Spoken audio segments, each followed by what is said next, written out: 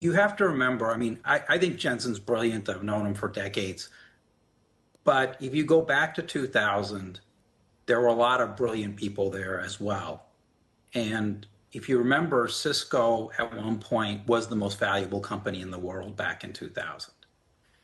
And at the time, they were the plumbing for this thing called the internet, which I think we can all agree was a pretty big deal, and it's still a big deal. And they thought revenues would grow 30 to 50% per year for many years. And a couple of years later, revenues were down in their fiscal year. And guess what? In the fiscal year after that, they were down as well. So I think people need to remember that everything, whether it's the railroads, canals, the internet, etc., all of these things tend to get overbuilt.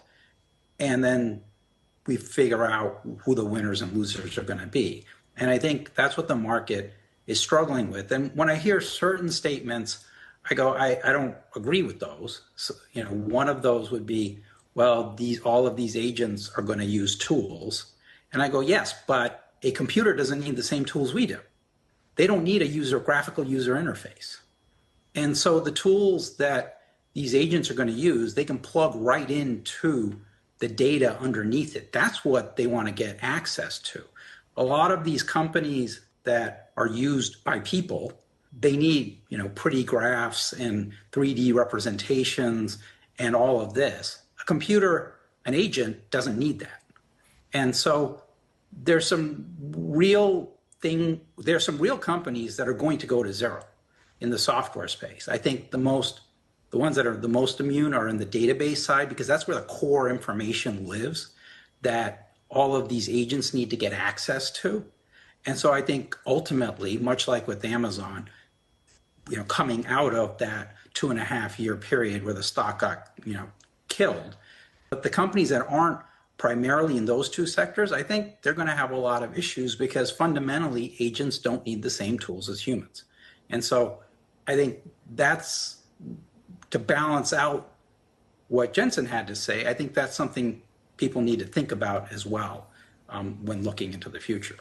All right, Dan, look, that was really useful, right? Some software stocks could go to zero. The ones that are immune or safe, just to recap what you've been saying, are the ones in data and storage and also in security. The others, though, well, a lot of question marks. Is that the kind of shakeout that we're seeing now, or is it still pretty indiscriminate in your view? Well, I mean, it's pretty indiscriminate right now, obviously, because the database stocks, Oracle, SAP, Oracle's got its own issues as it relates to OpenAI, but you look at SAP, they're getting crushed. If you look at the security names, whether that's CrowdStrike, Palo Alto, Fortinet, which are probably the best of breed in there, or Zscaler, they're all getting crushed as well.